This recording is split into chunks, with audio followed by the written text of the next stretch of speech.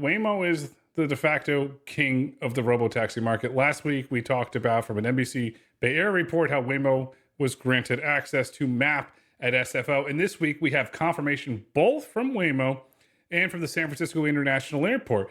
In a post on X, Waymo wrote the following, and quote, SFO is at the top of the wish list for many of our riders. This mapping permit is an important step towards bringing our service to the millions of people who travel to and from the city each year. One step closer to the great airport unlock, Walt. When it hits this point, when you get more and more data points, it just provides more attention for Waymo. So I think this is great and great progress for getting to the San Francisco airport opened up, which, again, to your point, we've talked about. Huge unlock for the company in terms of what it means, not only the airport, but also what it implies for highways. But there's a catch, Walt. It's not as good as it sounds. Waymo's current permit, which expires on April 13th and can be renewed for additional 30 days, has a very distinct clause in it, a clause that I don't like, and I'm sure Waymo doesn't like. And I'm going to quote that clause from the contract. It says, the permit shall prohibit the movement of commercial goods by use of an autonomous vehicle on airport property. Commercial goods means any goods, wares, merchandise, or other tangible items requiring transportation for a fee or a commercial purpose. Commercial goods include any items for which a motor carrier permit is required. End quote. What does that mean? Otherwise known as you cannot operate a commercial service. Well, that doesn't make any sense. So are you sure that's how it reads? Yes, because I looked into this. There's another permit. This is California, after all. You think you can have one permit and go on your merry way? No. This is the permit state. And the permit state. You need a permit for this, a permit for that. In order to operate a commercial service, here we go, Waymo has to obtain a ground transportation operating permit from SFO. Then they can legally operate. What kind of resistance or pushback do you think they're going to get when they go for that permit? Yeah, I mean, look, I think there might be 4 or 5 permits ultimately that they have to get before they can operate at the airport. But this still doesn't take away that was a good milestone, and it's indicative that this is moving forward. Curious, Grayson, Teamsters, I mean, some of the stuff you mentioned, when you start talking about goods and wares and merchandise and things like that, when you're studying this permit, Teamsters pops into my head. Do they get involved? I mean, it doesn't seem like there aren't unions impacted at Waymo. So do they, as they're going for these additional permits, will there be a role that Teamsters plays? Yes, and this is reported in the San Francisco Standard and the San Francisco Examiner that Waymo got the no commercial operations as a carve out for the Teamsters not to put up a fight and stop it. It was a carve out. But when they go for the operating permit, the Teamsters are going to show up and they are going to fight it. The Teamsters do not like autonomy.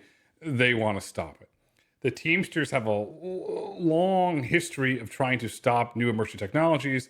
If you look at AB5, going back to 2019, which Uber and Lyft successfully fought and stopped, where an Uber and Lyft driver or independent contractors, they want to make them employees so they can unionize. The unions do not like autonomy because they cannot unionize it at the end of the day. They can't organize it, and they're going to fight tooth and nail to stop this. And unfortunately, that's the sad part. I mean, they can't unionize Uber either, or they haven't unionized Lyft. So what's the incremental difference here? They've tried with AB5 because then the drivers become employees and they can unionize. That's why they want them to become employees, and they can do it. The Teamsters, and I'm going to say the quiet part out loud, is the Teamsters need to support the pension fund. So they need more members to support the pension fund. This is not necessarily about jobs. It's about supporting the pension fund. And that's why they're trying to stop autonomy, bottom line. Ultimately, I've got faith in technology process. Our guy, Secretary Duffy, is active. In fact, he's so active, he's still trying to shut down my congestion pricing in New York, which, I mean, I like the fact that I can kind of get across Midtown relatively quickly. But more importantly, San Francisco Mayor Lurie seems to get it. Maybe he's listening to the podcast. He shared, I think, a statement I think I have in front of me here with the NBC Bay Area with regard to SFO, just saying, by working to expand transportation options to and from San Fran Airport, we're going to make it easier for tourists and business travelers to experience our great city, strengthen our economy, and welcome the world back to San Francisco. It feels like he's on board. Can he get it done? Because last week, you actually pointed this out in terms of the importance of the mayors in this process. That's what I was asking you about. I was skeptical. Seems like you were spot on. Can he get it done in the great city of San Francisco? We hope he can. And I want to state for the record, I give the mayor a lot of credit. The mayor is tackling some of the biggest problems in the city, the homelessness, the open drug markets. And we're seeing in the local San Francisco papers and on the news, he's breaking these drug encampments down. He's tearing them down, and he's trying to bring back the convention business. The mayor of San Francisco realizes that if you don't clean the city up, the economy is going to die. And if you look at San Francisco, a big part of their economy is tourism. Another very large part of their economy is the convention business. Well, what complements tourism and conventions? Waymo. So if the mayor really wants to revitalize his economy, he needs to fight tooth and nail to allow Waymo to operate at the SFO airport. And if the mayor is stopped politically, the mayor needs to come out publicly and give some economic data, because Waymo's giving economic data. If you combine LAX and SFO, you're looking at $100 million a year positive economic impact. That is a really big impact on San Francisco's economy. The economic data side, if the political blowback is this, does Waymo go out to the people? Because this is Waymo data. In December 2024, there were approximately 13,366 searches for SFO on the Waymo app. In addition, 718 people tried to download the app while at the airport. Does Waymo start putting billboards up at the airport? So-and-so wants to ban this technology.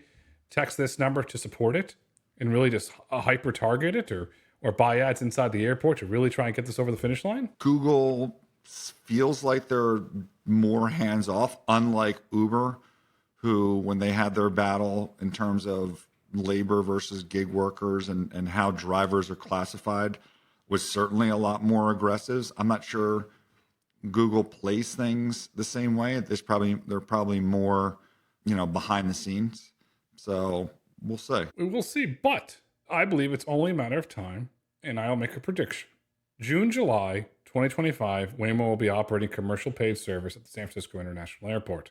And when that happens, Walt, you want to take an Autonomy Markets road trip and go out there and experience it firsthand? Sure. I mean, after you said all those great things about the open drug markets and and everything else in San Francisco, you made it so appealing. But I guess we can take those airport rides different directions. And I like that you're back on the board in terms of your predictions. So again, what was the prediction for San Fran Airport? When's it going to be open? June, July 2025.